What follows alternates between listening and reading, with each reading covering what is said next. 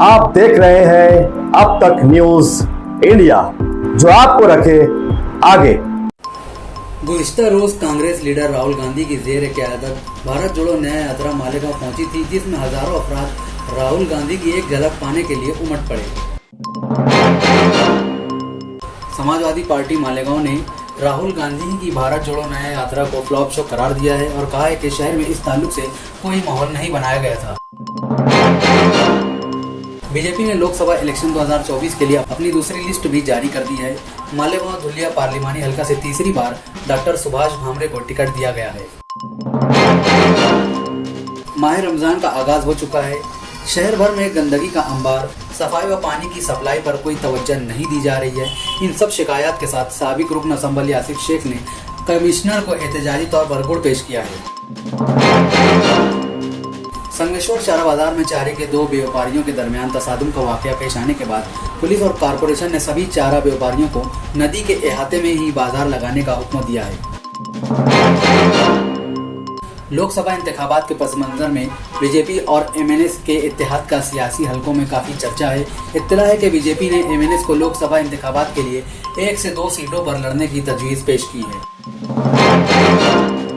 Congress leader Rahul Gandhi की भारत जोड़ो न्याय यात्रा आज 14 मार्च को नासिक में दाखिल हुई, जहां राहुल गांधी ने त्र्यंबकेश्वर में भगवान महादेव के दर्शन किए।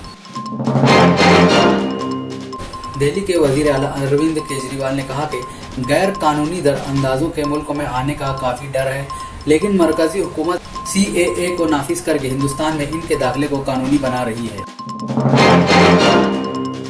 इलेक्शन कमीशन ने इलेक्टोरल बॉन्ड्स का डेटा अपनी वेबसाइट पर अपलोड कर दिया है। ये डेटा 763 सफ़ात पर मुश्तमिल है, जिसमें 327 सफ़ात अतिया दहिंदकान के हैं और 427 सफ़ात बॉन्ड्स लेने वाली सियासी जमातों पर मुश्तमिल हैं। वन नेशन वन इलेक्शन मामले में कोविंद कमेटी ने कुल 62 सियासी जमातों से तजावीज़ तलब की थी, जिनमें से 47 जमातों ने कमेटी को अपनी तजावीज़ पेश कर दी है। इन जमातों में से 32 पार्टियों ने वन नेशन वन इलेक्शन पर इत्तेफाक जाहिर किया है। मगरबी बंगाल की वज़ीर आला ममता बनर्जी अपने घर पर हादसाती तौर पर गिर पड़ी, जिसकी वजह से वो शदीद तौर पर जख्मी हो गई हैं। वो अपने कमरे से बाहर निकलते वक्त फिसल कर मुंह के बल गिर गई थी।